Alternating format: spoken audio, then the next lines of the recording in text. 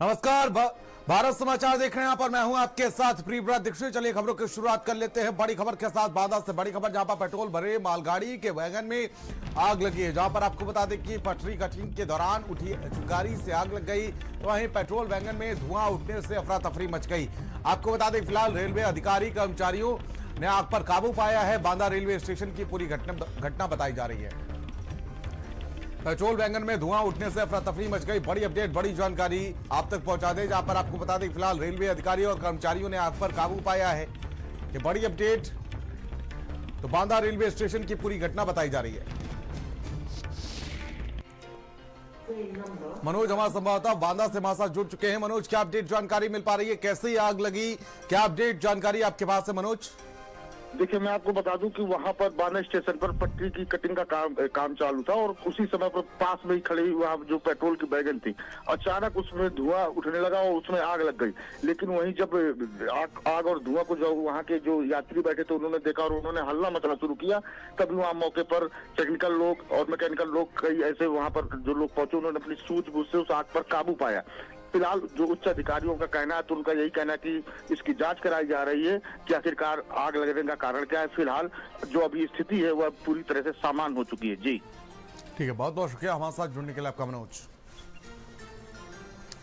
तो बड़ी खबर, बड़ी जानकारी, और देखिए बड़ा हादसा हो सकता था यहाँ पर। जिस तरीके से मालगाड़ी के वैगन में आग लगी है और इस दौरान आपको बता दें कि धुएं का गुब्बार भी दिखने को मिला है, और साथ ही साथ आपको बता दें फिलहाल मौका रहते हुए आग पर काबू पा लिया गया है। तो बड़ी लापरवाही कहीं ना कहीं सामने आई है, बड़ा हादसा टला है। बांदा से खबर है, बड़ी अपडेट, बड़ी जानकारी आप तक पहुंचा दें, जहां पर आपको बता दें फिलहाल वैगन में आग लगी है, मालगाड़ी के वैगन में आग लगी है। बड़ा हादसा हो सकता था, बड़ा विस्फोट हो सकता था, लेकिन समय रहते हुए आग पर काबू पाया गया। धुएं का गुब्बार देखने को मिला है, यात्रियों में अफरा तफरी मच गई। ये बड़ी अपडेट, बड़ी जानकारी आप तक पहुंचा दें, जहां पर आपको बता दें फिलहाल बड़ा हादसा टला है, बड़ी लापरवाही। फिलहाल मौका रहते हुए आग पर काबू पाया गया है, नहीं तो बड़ा हादसा हो सकता था। तो धुआं उठने से अफरा तफरी मच गई। ये बड़ी अपडेट, बड़ी जानकारी आप तक पहुंचा दें। बांदा से खबर सामने आई है, जहां पर बड़ा हादसा टला है।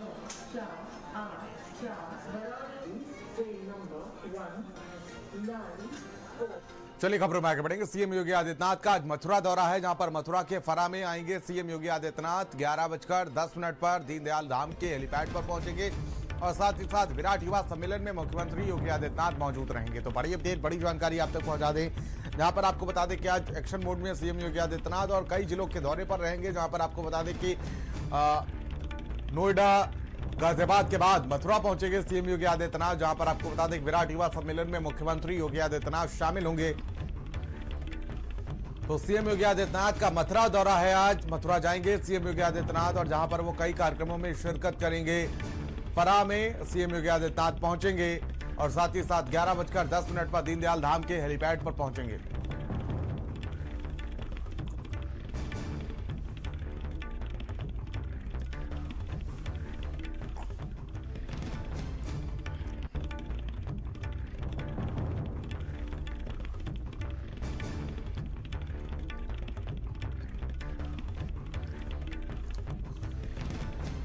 चलिए खबरों में आगे बढ़ेंगे। लखीमपुर से बड़ी खबर, जहां पर लापता सचिव का 15 दिन बाद भी नहीं पता चल सका है। जहां पर सचिव अजय मिश्रा का अब तक कोई पता नहीं चल सका है, तो वहीं सहकारी समिति परसपुर के सचिव पता नहीं चल पा रहे हैं। यहाँ पर शव ढूंढने के लिए चल रहा है सर्च ऑपरेशन भी रोक दिया गया है। अब फिलहाल शारदा नहर में शव ढूंढने का सर्च ऑपरेशन रोक दिया गया है।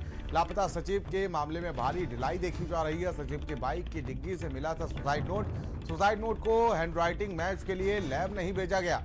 सुसाइड नोट में एआर कोऑपरेटिव रजनीश प्रताप सिंह जिम्मेदार, जहां पर आपको बता दें रजनीश प्रताप सिंह को आत्मदाह के लिए जिम्मेदार बताया गया है। एडीओ पलिया पर सुसाइड नोट में प्रताड़ित करने का आरोप है। गुमशुदगी दर्ज करने के बाद पुलिस ने पूछताछ नहीं की। संवेदनहीन सहकारिता विभाग भी अभिलेख जांच शुरू किए। लापता सचिव की जांच खोल अभिलेख जांचनी शुरू की गई, जहां पर आपको बता दें परिजन आरोपियों के खिलाफ कार्रवाई की मांग कर रहे हैं। शारिक हमारे संवाददाता हमारे साथ जुड़ चुके हैं। शारिक, क्या अपडेट जानकारी मिल पा रही है? प्रिवर देखिए, ये परस्पर सहकारी समिति यहाँ पर अजय मिश्रा नाम के सचिव तैनात थे और पिछले 4 सितंबर को इनका बाइक मिली थी जिसमें से सर्च किया गया था, तो पता चला ये अजय मिश्रा हैं और ऐसी आशंका जताई गई थी कि नदी में कूदकर इन्होंने आत्महत्या कर ली है, क्योंकि एक सुसाइड नोट भी उनकी बाइक की डिक्की से बरामद किया गया था। तो अभी जो सर्च ऑपरेशन था डीआरएफ की तरफ से वो 3 से 4 दिन इस शारदा नदी में चलाया गया था, लेकिन अब वो सर्च ऑपरेशन को भी रोक दिया गया है और जो विभाग है वो इस विभाग ने खुद ही इनके खिलाफ जांच शुरू कर दी कि आखिर क्या वजह हो सकती है जिसकी वजह से इन्होंने ऐसा कदम उठाया। हालांकि जो सुसाइड नोट है उसमें साफ तौर पर जो एयर कोऑपरेटिव है रजनीश प्रताप सिंह, उनको रेडियो को इस सुसाइड अटेम्प्ट के वजह कारण बताया गया था और इनको आरोपी बताया गया था कि इनकी प्रताड़ना के चलते वो ऐसा कदम उठा रहे हैं। तो फिलहाल जो परिवार है वो काफी परेशान है और वो इस मामले में एक बड़ी जांच की मांग कर रहा है ताकि जो एयर कोऑपरेटिव है। लेकिन आखिर ये ढिलाई क्यों दिखाई जा रही है? इतना बड़ा मामला जब है और उसके बाद सुसाइड नोट भी बरामद किया गया है, तो शारिक इतनी बड़ी ढिलाई क्यों दिखाई जा रही है? एक बड़ा सवाल है। बहुत बहुत शुक्रिया शारिक, हमारे साथ जुड़ने के लिए, तमाम जानकारी के लिए आपका बहुत बहुत शुक्रिया। अधिकारी इनके ऊपर कड़ी से कड़ी कार्रवाई की जाए और तत्काल इन्हें सस्पेंड किया जाए और मेरे पिताजी के ऊपर जो भी जांच चल रही है मैं उस जांच में सीबीआई की मांग करता हूं, क्योंकि मेरे पिताजी एक ईमानदार व्यक्ति थे और ईमानदार जीवन जीने का साहस रखते थे। ये इन भ्रष्ट अधिकारियों के ऊपर जांच हो और इनकी आय और संपत्ति की भी जांच मैं कराना चाहता हूं। योगी आदित्यनाथ जी, आपसे बहुत मेरा विनम्र अनुरोध है, इन 2 भ्रष्ट अधिकारियों के ऊपर कड़ी से कड़ी कार्रवाई करें। जल शक्ति मंत्री स्वतंत्र देव सिंह हापुड़ के तीर्थनगरी ब्रजघाट पहुंचे, जहां पर स्वच्छता अभियान में भाग लेते हुए जल शक्ति मंत्री ने सफाई की और इस दौरान उनके साथ बीजेपी के पदाधिकारी और कार्यकर्ता भी मौजूद रहे। मैं स्वयं स्वच्छता के प्रति सजग रहूंगा और उसके लिए समय। तो बीजेपी स्वच्छता पखवाड़ा चला रही है, जहां पर आपको बता दें कि हापुड़ पहुंचे मंत्री स्वतंत्र देव सिंह, जहां पर उन्होंने खुद झाड़ू लगाई और संदेश दिया, लोगों को शपथ भी दिलाई है।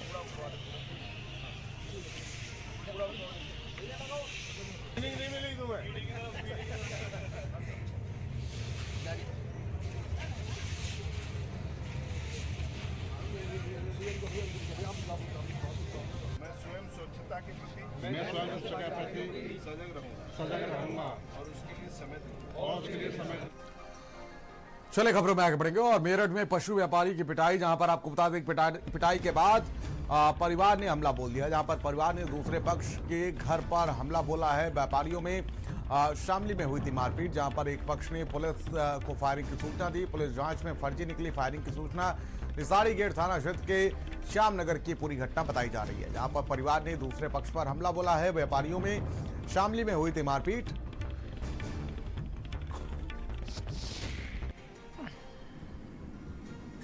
तो पशु व्यापारी की पिटाई की गई है, हमला बोला गया है।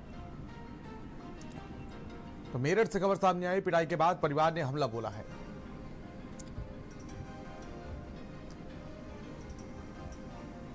तो व्यापारी के ऊपर हमला बोला गया है, 2 व्यापारियों में मारपीट हुई। बड़ी खबर, बड़ी जानकारी आप तक पहुंचा दें, जहां पर आपको बता दें कि पशु व्यापारी की पिटाई की गई है। पुलिस से शिकायत की गई इस पूरे मामले को लेकर, जांच पड़ताल में पुलिस जुटी हुई है। कार्य करने पे पता चला है कि आज दोपहर में दोनों ही पक्षों की जो ये लोग पशु व्यापारी हैं और शामली में पशु खरीद को लेकर उनके आपस में कहासुनी हुई थी, जिसके बाद जो एक पक्ष है वो आज देर शाम इनके दूसरे पक्ष के पास आया, घर के पास आया तथा इनके साथ कहासुनी और मारपीट की है। सीसीटीवी फुटेज में साफ देखा जा सकता है, इसमें कोई भी फायरिंग जैसी घटना नहीं हुई है। एक पक्ष द्वारा दूसरे पक्ष के घर के ऊपर ये लात मारी गई है और कहासुनी और मारपीट की गई है। खबरों में आगे बढ़ेंगे। कानपुर देहात से बड़ी खबर, जहां पर भारत समाचार की खबर का बहुत बड़ा असर हुआ है, जहां पर कार के बोनट पर बैठकर रील बनाने के मामले में बड़ी कार्रवाई की गई है।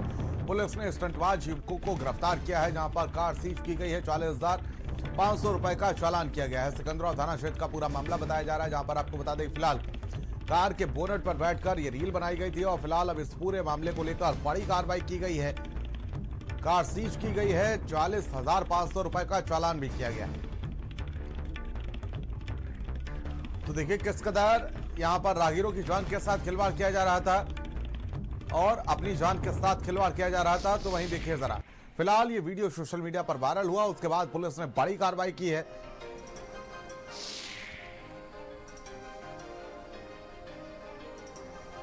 तो रील बनाना भारी पड़ा, 44,500 रुपए का चालान किया गया है।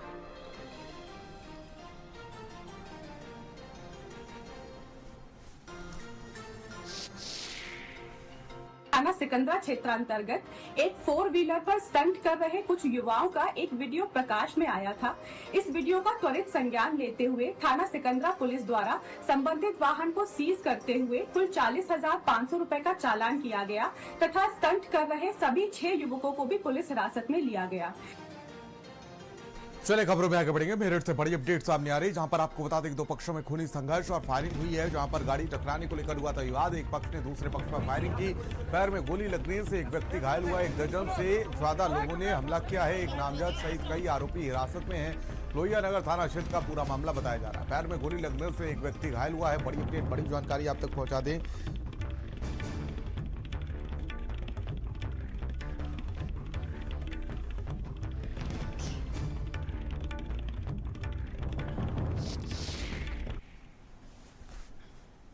दो पक्षों में खूनी संघर्ष हुआ है, फायरिंग हुई है। पुलिस मौके पर पहुंची, मामले कार्रवाई में जुटी हुई है। बड़ी फायरिंग हो रही, देखो जलालपुर में एक होशीपुर के गद्दी आए हुए हैं हमारे गांव में। गद्दी आए हैं होशीपुर के, ये भाग रहे देखो। तो दोनों पक्षों में फायरिंग हुई है, खूनी संघर्ष हुआ। गाड़ी टकराने पर ये विवाद बताया जा रहा है। जोरदार हंगामा देखने को मिला है।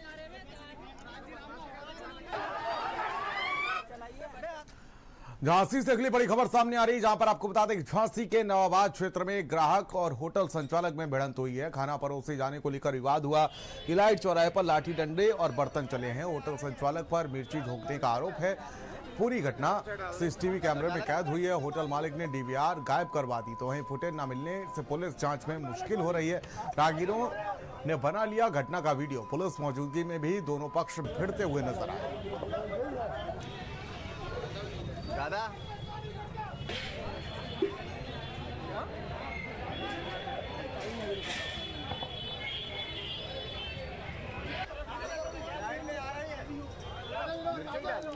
तो खाना परोसे जाने को लेकर विवाद हुआ था दोनों पक्षों में। फिलहाल पुलिस मौके पर पहुंची, तो वहीं पुलिस के सामने भी दोनों पक्ष भिड़ते हुए नजर आए। चले खबरों में आगे बढ़ेंगे। झांसी से बड़ी खबर, यहां पर झांसी के फिल्टर रोड पर चले धाधा हथियार, तो वहीं शराब के लिए मांगे गए पैसे मना करने पर हमला किया गया है। भाई ने अपने भाई पर ही हमला कर दिया, जहां पर पीड़ित विजय सोनी घायल हुआ है, अस्पताल में भर्ती कराया गया है। पत्नी स्नेहा ने पुलिस को घटना की जानकारी दी है। कोतवाली क्षेत्र के नई बस्ती चौकी का ये पूरा मामला बताया जा रहा है।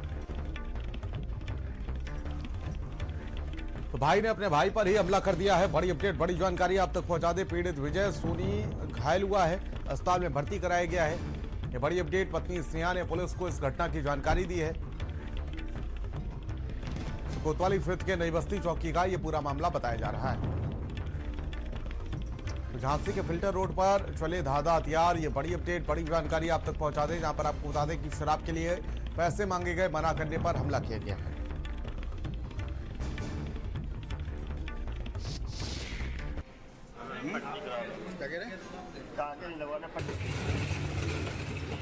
हमारे हस्बैंड को चाकू मार दिया हमारे जेठ ने। क्या नाम है? जयप्रकाश। तो हमारा क्या हो गया? हमारे आदमी से पैसे मांग रहा था दारू के लिए, हमारे आदमी ने मना कर दिया, तो इसलिए वो ड्रामा करके और कहीं पी के आ गया और हमारे पति को चक्कू मार दिया। खबरों में आगे बढ़ेंगे। हापुड़ से बड़ी अपडेट सामने आ रही है, जहां पर आपको बता दें कि फिलहाल गन्ना समिति में 8 करोड़ 84 लाख रुपए का घोटाला देखने को मिल रहा है। जहां पर प्रभारी ज्येष्ठ गन्ना विकास निरीक्षक सस्पेंड किए गए हैं। विकास निरीक्षक शेष नारायण दीक्षित सस्पेंड किए गए हैं। आपको बता दें कि फिलहाल डीएम जांच के बाद हुई कार्रवाई, जहां पर कर्मचारियों की मिलीभगत की पुष्टि हुई है। लिपिक भारत कश्यप पहले ही निलंबित किया गया है। घोटाले की रकम पत्नी और बहन के खातों में ट्रांसफर कराई गई है। हापुड़ नवीन मंडी स्थित गन्ना समिति का ये पूरा मामला बताया जा रहा है। और मोहित हमारा संवाददाता हमारे साथ जुट चुके हैं। मोहित, क्या अपडेट जानकारी मिल पा रही है? बड़े स्तर पर घोटाला किया गया है, 8 करोड़ 84 लाख का, क्या अपडेट जानकारी आपके पास है? देखिए, आपको बताएं पूरा मामला नवीन मंडी स्थित सहकारी गन्ना समिति से जुड़ा हुआ है, जहाँ पर गन्ना समिति के अंदर 8 करोड़ 84 लाख रुपए का यहाँ पर जो गन्ना समिति में कार्यरत कर्मचारी थे उनके द्वारा ये फर्जी तरीके से यहाँ घोटाला किया गया। बताया जा रहा है कि फर्जी चेक पर फर्जी तरीके से हस्ताक्षर करने के बाद में इस घोटाले को जो है यहाँ पर कर्मचारी के द्वारा अंजाम दिया गया। जिस पूरे मामले में हापुड़ डीएम ने जांच की, तो जांच में यहाँ बड़ी लापरवाही देखने को मिली, जिसके बाद जो प्रभारी ज्येष्ठ गन्ना विकास निरीक्षक शेष नारायण दिखते हैं उन्हें जो है निलंबित कर दिया गया है। जो गन्ना समिति में कुलदीप भारत कश्यप वो सचिव थे, इनके द्वारा इस घोटाले को जो है अंजाम दिया गया, जिसके बाद में पहले इसके ऊपर जो है मुकदमा दर्ज किया गया और पूरे मामले में अभी भी जांच जारी है। जी ठीक है, बहुत बहुत शुक्रिया हमारे साथ जुड़ने के लिए आपका मोहित। चलिए खबरों में आगे बढ़ेंगे और खबर देवरिया से सामने आई, जहां पर एसएस मॉल और इजी मार्ट में अवैध धर्मांतरण पर बड़ी कार्रवाई देखने को मिली, जहां पर तीसरा आरोपी इशराफिल अंसारी गिरफ्तार किया गया है। आरोपी उस्मान गनी का भाई इशराफिल गिरफ्तार किया गया है, जहां पर आपको बता देंगे कि उस्मान गनी और गौहर अली पहले ही जेल में बंद है। तरन्नुम गनी अभी भी फरार बताई जा रही है, पुलिस तलाश में जुटी हुई है। 7 सितंबर को लड़की ने कराया था केस दर्ज। एसपी विक्रांत वीर के निर्देश पर लगातार कार्रवाई की जा रही। गिरफ्तारी करने वाली टीम को बड़ी सफलता हाथ लगी है। तो तरन्नुम गनी अभी भी फरार बताई जा रही है और फिलहाल आपको बता दें कि 7 सितंबर को लड़की ने केस दर्ज कराया था। बड़ी अपडेट, बड़ी जानकारी आप तक पहुंचा दें, जहां पर आपको बता दें कि एसपी विक्रांत वीर के निर्देश पर यह लगातार बड़ी कार्रवाई की जा रही है।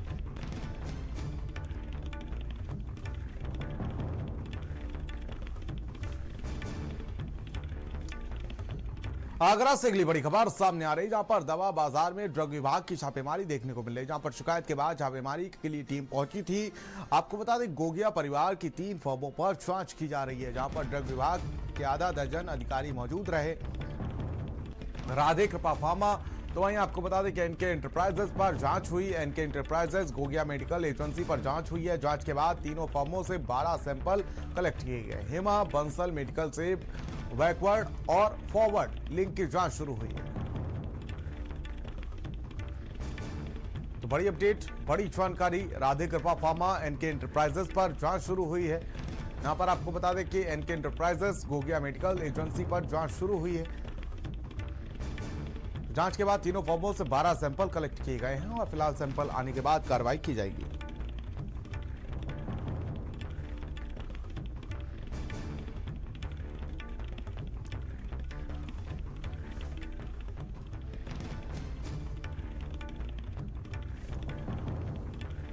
तो गोगिया परिवार के तीनों फर्मों पर जांच शुरू की गई है। बड़ी अपडेट, बड़ी जानकारी आप तक पहुंचा दें, जहां पर ड्रग विभाग के आधा दर्जन अधिकारी मौजूद रहे इस छापेमारी के दौरान। अदानी पावर लिमिटेड भारत की ऊर्जा सुरक्षा में बड़ी भूमिका निभा रहा है, जहां पर आने वाले सालों में इसकी क्षमता और आय तेजी से बढ़ने की उम्मीद है। तो वहीं आपको बता दें कि F33 तक कंपनी की क्षमता 2.5 गुना और EBI TDA 3 गुना हो सकता है। नए कोयला प्रोजेक्ट और साथ ही समय पर काम पूरे करने से अदानी पावर की आमदनी और मजबूत होगी और ये भारत का दूसरा सबसे बड़ा बिजली उत्पादक है।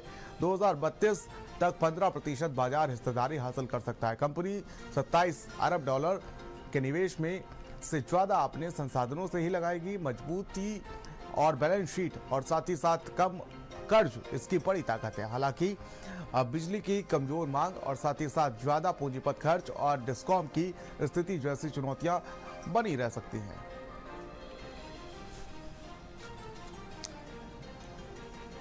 क्या देश में सच में वोटों की चोरी हो रही है? क्या खास तरीके से विपक्ष के वोट काटे जा रहे हैं? क्या चुनाव आयोग वोट चोरों की मदद कर रहा है? क्या पड़ोसी और पड़ोसी के वोट कटवा रहा है? क्या वोट चोरी के लिए खास तरीके का सॉफ्टवेयर इस्तेमाल किया जा रहा है? और अगर ये सब हो रहा है तो कब से हो रहा है? राहुल गांधी ने देश के सामने कुछ ऐसे सवाल रखे कि फिर से चुनाव आयोग और बीजेपी सवालों के घेरे में आ गई है।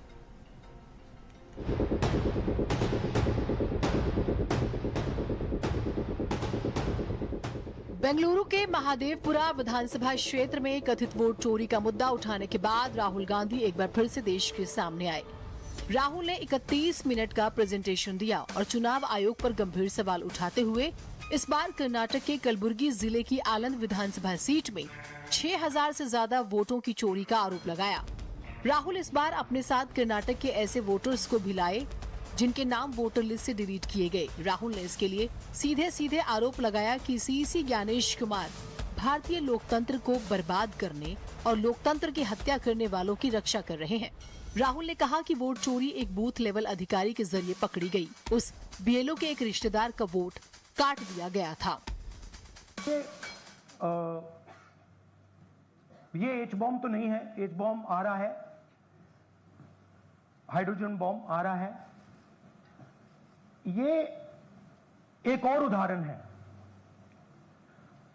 वोट चोरी का। तो मेरा काम सच्चाई दिखाने का है।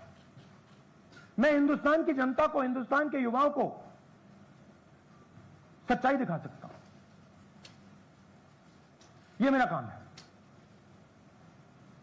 उनकी जो इंटरेस्ट है, क्योंकि ये जो कॉन्स्टिट्यूशन है, ये हिंदुस्तान की जनता का रखवाला है, प्रोटेक्टर है, और मैं इसकी प्रोटेक्शन कर रहा हूं। इसकी प्रोटेक्शन करने का काम हिंदुस्तान के इंस्टीट्यूशंस का है। राहुल गांधी के कुछ बड़े आरोप आपको बताते हैं। कर्नाटक के आलन में कांग्रेस समर्थित 6018 वोटर्स को डिलीट करने की कोशिश हुई। सेंट्रलाइज तरीके से नामों को वोटर लिस्ट से डिलीट किया गया।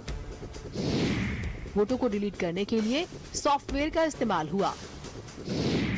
मतदाताओं के नाम हटाने के लिए जिन मोबाइल नंबरों का इस्तेमाल हुआ वो कर्नाटक के बाहर के थे। राहुल ने चुनाव आयोग को 1 हफ्ते का वक्त जवाब देने के लिए दिया है। अच्छा, एक इंटरेस्टिंग बात आई है जो मैं आपको बताना चाहता हूं कि इलेक्शन कमीशन के अंदर से हमें मदद मिलनी शुरू हो गई है। मैं साफ बोल देता हूं, इलेक्शन कमीशन के अंदर से, पहले नहीं हो रहा था,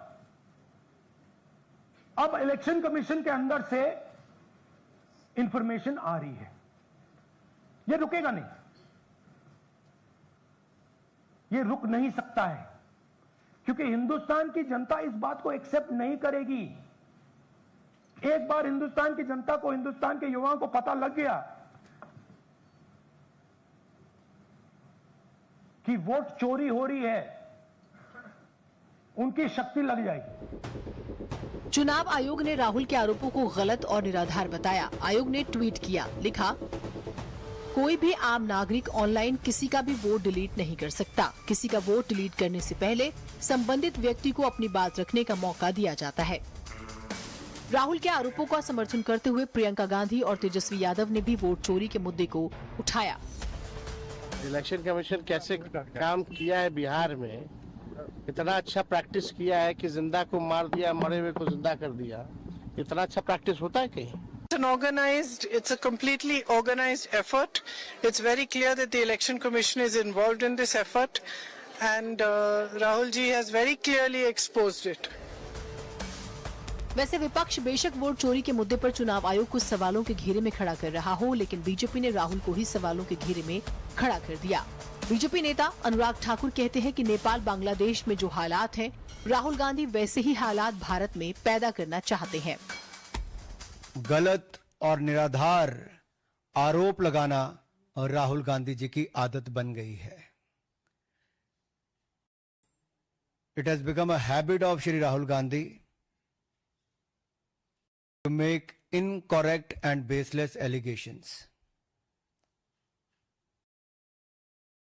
और बार बार आरोप लगाने के बाद माफी मांगने का काम और कोर्ट से फटकार खाने का काम राहुल गांधी जी का हो गया है। कांग्रेस के नेता और लोकसभा में विपक्ष के नेता श्री राहुल गांधी को मोदी फोबिया हो गया है। वह लगातार जो मुद्दे उठाते हैं, खोदा पहाड़ निकली चूहिया वाले होते हैं। 14 से बोल रहे हैं कि सब मोदी जी की जीत फर्जी है। क्या मतलब है इसका? कुछ समझते हैं आप? राहुल गांधी इस देश की जनता का अपमान है। राहुल गांधी इस देश के वोटर्स का अपमान कर रहे हैं। नरेंद्र मोदी को इतना वोट दिया, जिताया, तो अब नहीं समझते हैं कि जनता फिर जवाब देगी। अनुराग ठाकुर की टिप्पणी पर राहुल गांधी ने एक ट्वीट करके जवाब दिया। राहुल ने लिखा, देश के युवा, देश के स्टूडेंट्स, देश की जेनजी संविधान को बचाएंगे, लोकतंत्र की रक्षा करेंगे और वोट चोरी को रोकेंगे। मैं उनके साथ हमेशा खड़ा हूँ। जय हिंद। कुल मिलाकर देखा जाए तो वोट चोरी का मुद्दा धीरे धीरे बड़ा बनता जा रहा है। जाहिर सी बात है, ना राहुल गांधी रुकने को तैयार है और ना चुनाव आयोग। देखते हैं आगे आगे क्या होता है। ब्यूरो रिपोर्ट, भारत समाचार। और फिलहाल वक्त एक छोटे से ब्रेक का है। ब्रेक के उस पार देखिए खबर पहाड़।